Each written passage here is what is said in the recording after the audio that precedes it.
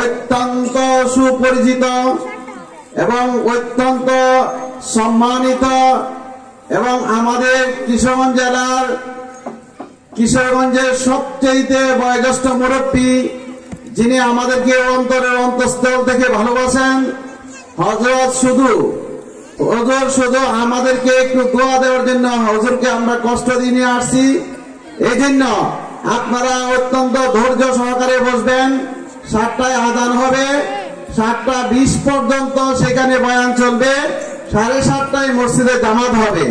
এজন্য আপনাদের কাছে বিনম্রভাবে অনুরোধ করছি, আপনারা হযরত যতক্ষণ পর্যন্ত বয়ান করবেন এর আগ পর্যন্ত আমরা কেউই জায়গা থেকে লড়ব না। এর আগে নামাজের আগে আপনাদের ওযু ইস্তেঞ্জার জন্য সুযোগ দেওয়া হবে। এখন আপনাদের সামনে কিশোরগঞ্জের ঐতিহ্য আর জামিয়া ইমদাদিয়া মাদ্রাসার সাহেবুল হাদিস আল্লামা শফিকুর রহমান জালালাবাদী সাহেবকে, আল্লামা শফিকুর রহমান জালালাবাদী সাহেব হুজুরের মর্জি মুআফিক তাকরীর উপস্থাপন করার জন্য মাহফিলের পক্ষ থেকে বিশেষভাবে অনুরোধ করা হইল।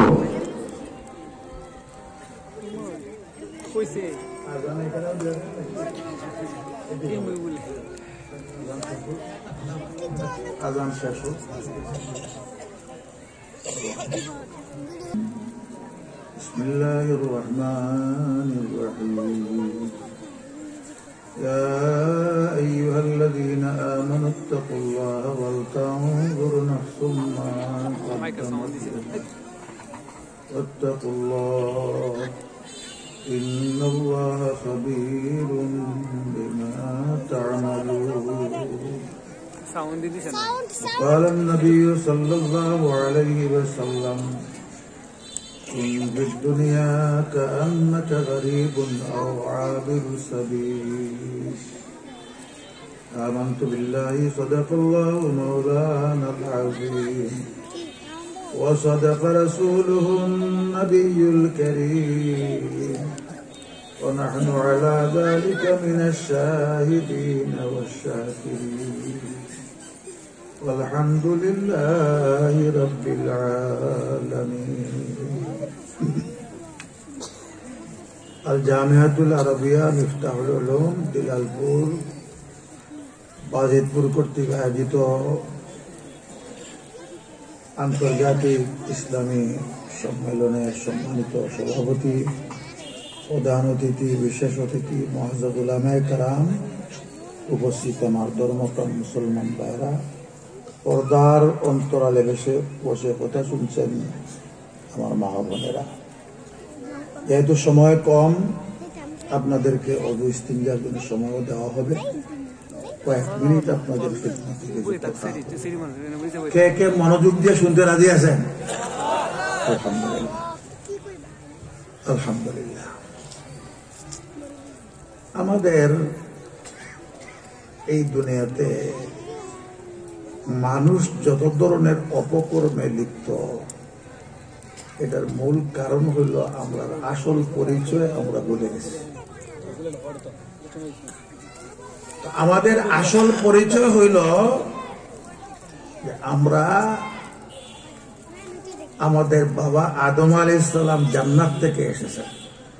কাজে আমাদের আসল বাড়ি কোথায়? এই বাবার মিরাসের উত্তরাধিকারী হওয়ার জন্য কিছু যোগ্যতার দরকার, কিছু পাতেওয়ার দরকার। এটা সঞ্চয় করার জন্য আল্লাহ রাব্বুল আলামিন অতি অল্প সময়ের জন্য দুনিয়াতে পাঠাইছে। এই সময় কতটুকু এটা দুনিয়ার কেউ জানেন না। অবশ্য আস্তিক হোক নাস্তিক হোক, দুনিয়ার সব মানুষ এই কথা বিশ্বাস করতে বাধ্য যে দুনিয়াতে চিরদিন থাকা যাবে না। মৃত্যু অবধারিত, মৃত্যু আসবেই, কিন্তু কখন আসবে এই কথাটা আমরা জানি না। আর এই কারণে আমরা আমাদের আসল পরিচয় ভুলে গিয়ে দুনিয়ার মধ্যে এমন মগ্ন হয় যে মনে হয় আখিরাতের কথা আমাদের মনেই নেই। তো এই দুনিয়াতে মগ্ন হওয়ার কারণে মানুষ সুদ খায়, ঘুষ খায়, মদ খায়, আরো কত কত ধরনের অন্যায় করে। তো সরকার দু আলম মোহাম্মদ রাসূলুল্লাহ সাল্লাল্লাহু আলাইহি ওয়াসাল্লাম আমাদেরকে একটা মহামূল্যবান উপদেশ দিয়ে গেছেন। আজকের মাহফিল থেকে আমরা যারা উপস্থিত, এই উপদেশটি যদি আমাদের অন্তরে গেঁথে নিয়ে যায়, তাহলে আমার বিশ্বাস আমরা কোন রকমের অন্যায় অপকর্মে লিপ্ত হইতে পারবো না। এখন এই মহামূল্যবান উপদেশটি আমরা বাড়ি করে নিয়ে যাইতে রাজি আছি তো ইনশাআল্লাহ? শুনেন, সরকার দু আলম মোহাম্মদ রাসূলুল্লাহ সাল্লাল্লাহু আলাইহি ওয়াসাল্লাম ফরমান, কুন ফিদ দুনিয়া কাআন্নাকা গরীব আও আবির সাবিল। যে দুনিয়ার জিন্দেগিটা এমন ভাবে কাটাও যেমন তুমি একজন মুসাফির, বলেন না পথিক। মুসাফির আর পথিকের মধ্যে একটু বেশ কম আছে। মুসাফির তার সবলের হালতে 10 দিন, 20 দিন, মাস দিন, বছর দিন, 10 বছর পর্যন্ত থাকতে পারে। যেমন আমাদের দেশের যারা বিদেশ বাড়িতে আছে, ওইখানে তো তাদের আসল ঠিকানা না, বাড়িঘর না, ওইখানে মুসাফিরি অবস্থায় আছে। একটা দীর্ঘ সময় যদি কেউ কোথাও থাকতে হয়, তাহলে অল্প হইলেও কিছু সামানের প্রয়োজন আছে কিনা, কিছু ব্যস্ততা তো থাকেই। আরেকজন পথিক, তার মকসদ হইল মঞ্জিলে মকসুদ। যেমন টিকিট করছে, ঢাকা যাবে বা সিটাং যাবে বা সৌদি আরব যাবে। এখন যাত্রা পথে, মাঝ পথে কোন রকমের কোন প্রয়োজন তার আর নাই। তার মঞ্জিলে মকসুদ হইল আসল গন্তব্য, সুতরাং সে রওনা দিছে। ভুলক্রমেও তো সে মানে এই পথিক কোন সময় এটা চিন্তা করবে না বা বলবে না, আচ্ছা ঠিক আছে আমি এখানে একটা বাড়িঘর বানাই, একটা বাগ বাগিচা তৈরি করি, বা কারোর সাথে আমি ঝগড়া লিপ্ত হই, এরকম কেউ কোনো কল্পনা করবে? পথিক মানুষ বড়দূর হয়তো পথ চলতে চলতে আপনার ক্লান্ত শ্রান্ত হয়, একটু সময় বিশ্রাম নিতে পারে আবার। তো এই যে একটা মহামূল্যবান আল্লাহ রসুল আমাদেরকে শিক্ষা দিচ্ছেন, এইটা যারা অন্তরের মধ্যে গ্রহণ করে রাখছেন, তাদের জিন্দগিটা কেমন, একটা ছোট্ট ঘটনা আপনাদেরকে শোনাবো। বিভিন্ন মজলিসে মাহফিলের মধ্যে এই ঘটনাটা আমি শুনিয়েছি। হাকিমুল উম্মত হযরত মাওলানা আশরাফ আলী থানভী রহমাতুল্লাহি আলাইহি কোথাও যাবেন। আগের সময় তো যাতায়াতের ব্যবস্থা ট্রেন ছিল, তো উনি ট্রেনে আপনার যাবেন। স্টেশনে পৌঁছার পরে উনি লক্ষ্য করলেন ওনার সাথে যে সামান আছে, একজন যাত্রী যত কেজি সাথে করিয়া বিনা মাসুলে নিয়ে যাইতে পারে, এর চেয়ে ওজন এটার একটু বেশি হবে। তো রেল হোক বিমান হোক, প্রত্যেকটারই কিছু আইন আছে, কত কেজি পর্যন্ত বিনা মাসুলে নিতে পারবে, এর অতিরিক্ত হইলে মাসুল দিয়া নিতে হবে। উনি যখন আঁচ করলেন ওনার সাথে মালামালটা একটু বেশি ওজন হবে, এই জন্য উনি মাল নিয়ে চলছেন, যেখানে ওজন করা হয় সেখানে যাবেন। ওনারা তো সবাই চিন্ত। টিডি সাহেব দৌড়ে আসছে, এসে বলে হুজুর কোথায় যান? বলে এই আমার মালামালটা একটু ওজন করো। হুজুর লাগবে না। কেন? ধরলে তো আমি ধরবো, আমি আপনাকে নিরাপদে পার করে দিব, কেউ কিছু বলবে না। আমরা হইলে তো মনে মনে বলতাম যে আল্লাহ মানুষ ফেরেশতা পাঠিয়ে দিছে বিনা মাসুলে মাল নিয়ে যাওয়ার জন্য, কিন্তু উনি তো আমাদের মতো মানুষ ছিলেন না। হাকিমুল উম্মত অনেক উঁচু পর্যায়ের একজন বুজুর্গ ব্যক্তি ছিলেন। উনি পাল্টা প্রশ্ন করলেন টিটিকে যে আপনি কোথায় যাবেন? সে একটা স্টেশনের নাম বললো যে অমুক জায়গা পর্যন্ত যাব। হযরত বলেন আমি তো আরো আগে যাব। টিটি বলল অসুবিধা নেই, আমি অপর টিটিকে বলে দিব, সে সযত্নে আপনাকে পার করে দিবে, কেউ কিছু বলবে না। হযরত জিজ্ঞেস করলেন ওই টিটি কোথায় যাবে? আরেকটা স্টেশনের নাম বললো যে অমুক জায়গা পর্যন্ত। হযরত বলেন আমি তো আরো আগে যাব। তখন বললো যে ওই টিটি অপর টিটিকে বলে দিবে, আপনার কোনো অসুবিধা হবে না। সে কোথায় যাবে আরেকটা স্টেশনের নাম বলবো। এইভাবে গাড়ির তো একটা গন্তব্য আছে, এরপরে তো লাইনই নাই, শেষ। কথার মাধ্যমে এতটুক পর্যন্ত সে পৌঁছাইল যে এক টিটির পরে আরেক টিটি ওনাকে আপনার নিরাপদে পৌঁছে দিবে, কেউ তাকে কিছু বলবে না। হযরত বলেন আমি তো আরো আগে যাব। এখন তো টিটি সাহেব চুপ, আর তো তার বলার কিছু নেই। টিটি সাহেব মনে করতেছে উনি গাড়ির যাত্রী, বড় দূর গন্তব্যস্থল পর্যন্তই যাবেন, সেখানে তো আমার ব্যবস্থাপনায় নিরাপদে উনি পৌঁছে যাবেন, কোনো সমস্যা হবে না। আর হযরত বুঝাইতেছেন যে না না, আমি হইলাম আখিরাতের যাত্রী, আমার গন্তব্যস্থল হইল আহকামুল হাকিমিনের আদালত। আমি যদি ফাঁকিবাজি করিয়া এই পয়সা না দিয়া যদি আমি যাই, তুমি ঠিকই কেন তোমার 14 গোষ্ঠীও আমাকে উদ্ধার করতে পারবে না, কারণ সেই আদালত হইল আহকামুল হাকিমিনের আদালত। হাদিস শরীফে আছে 5টা প্রশ্নের উত্তর না দেওয়া পর্যন্ত আল্লাহর সামনে থেকে কেউ কদম সরাইতে পারবে না। 1 নম্বরের প্রশ্ন হবে, গোটা জীবন নিয়ে তোমাকে 60 বছর 70 বছরের জীবন দিয়েছিলাম, এই জীবনটা তুমি কোথায় খরচ করলে, কিভাবে? 2 নম্বরের প্রশ্ন হবে যৌবন নিয়ে, তোমাকে যে একটা যৌবন কাল দিয়েছিলাম সেইটা তুমি কোথায় কিভাবে খরচ করলে? মুহাদ্দিসিনে কেরাম এইখানে একটা প্রশ্ন উত্থাপন করেন যে প্রথম প্রশ্নের মধ্যে তো দ্বিতীয় প্রশ্নটা এসেই গেল, কারণ যৌবন বাদ দিয়ে তো আর জীবন হয় না। প্রথম প্রশ্ন যখন গোটা জীবন নিয়ে হবে, তাহলে তো এর মধ্যে যৌবনকাল এসেই গেছে, আলাদাভাবে যৌবনকালের প্রশ্ন করবেন কেন? মুহাদ্দিসিনে কেরাম এর 2টা জবাব দিয়েছেন, কথাটা খুব মনোযোগ দিয়ে শুনবেন।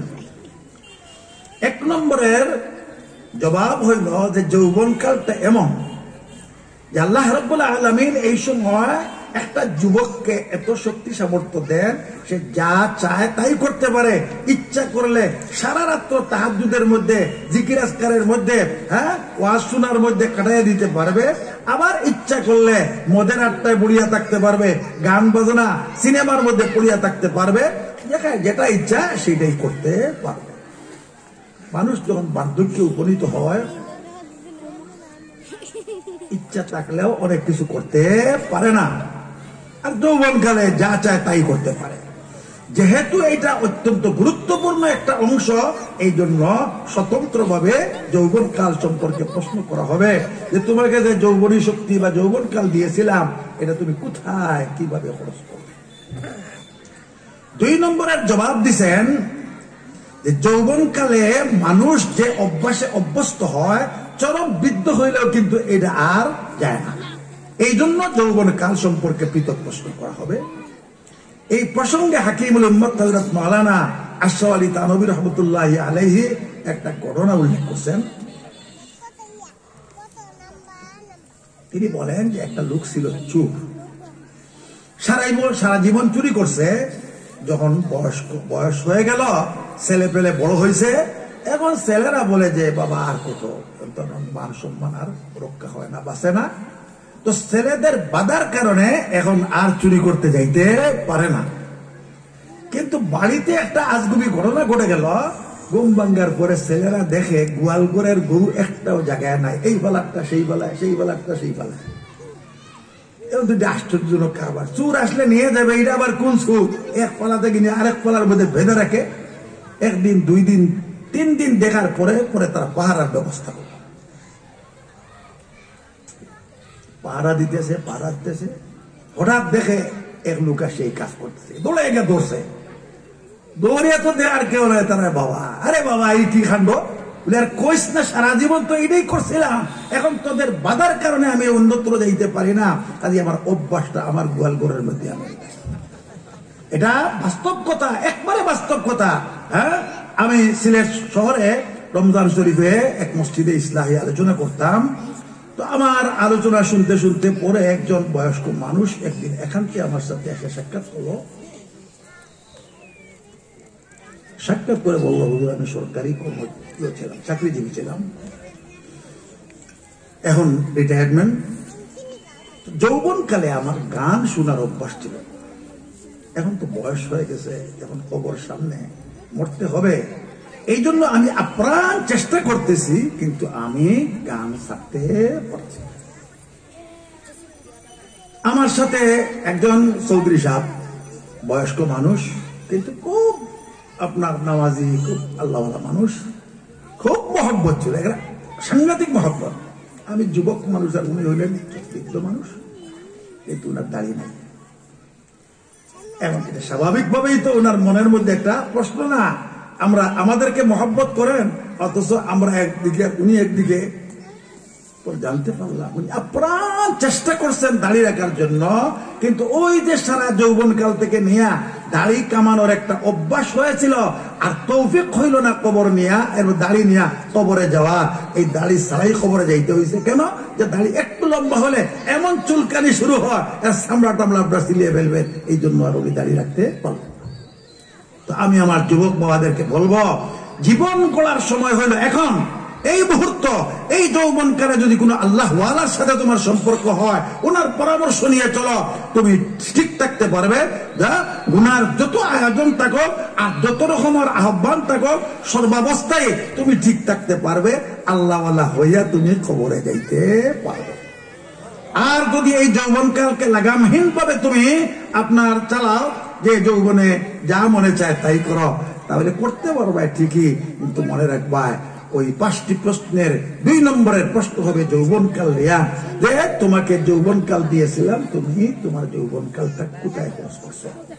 সময় শেষ হয়ে গেছে, 1 মিনিটে আর একটা কথা বলে ফেলি আমাদের সবার শিক্ষার জন্য। দারুল দেওবন্দের মুহতামিম ছিলেন, মুফতি ছিলেন হযরত মাওলানা মুফতি শফি সাহেব রহমতুল্লাহি আলাইহি।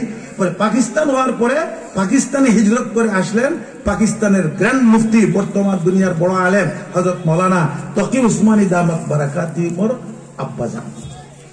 উনি ওনার জীবনের 2টা ঘটনা কোনদিন কারোর কাছে প্রকাশ করেন নাই। ইন্তেকালের পূর্বে ছেলেদেরকে উপদেশ দিতে গিয়া এই গোপন কথাগুলি উনি প্রকাশ করছিলেন।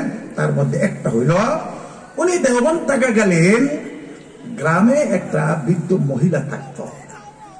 উনি তার খোঁজ খবর নিতেন, মা গো আপনার কোন প্রয়োজন আছে? তো বৃদ্ধ মহিলা বললো, বাবা আমার আর কোনো প্রয়োজন নাই, তবে কুয়ার থেকে পানি উঠাইতে আমার কষ্ট হয়। আগের সময় নিয়ম ছিল কুয়ার থেকে মানুষ পানি উঠাইতো, তো বৃদ্ধ মানুষ পানি উঠাইতে কষ্ট হয়। তো হযরত মুফতি শফি সাহেব রহমতুল্লাহি আলাইহি এই আল্লাহর বান্দির এই খিদমতটা উনি স্বেচ্ছায় গ্রহণ করলেন। কুয়ার থেকে উনি পানি উঠাইয়া দিতেন। কেন? উনি যুবক, এটা উনি চিন্তা করলেন না যে আমি বিশ্ববিখ্যাত একটা প্রতিষ্ঠানের মুফতি, আমি খানদানে বংশে হযরত উসমান রাদিয়াল্লাহু তাআলা আনহুর বংশধর। এটা কেউ করছেন না। খেয়াল করছেন যে আল্লাহর একটা বান্দি, সেই বান্দির যদি একটু খিদমত করতে পারি, আমার আল্লাহ আমার প্রতি খুশি হয়ে যাবে। এই হলো যৌবনকাল।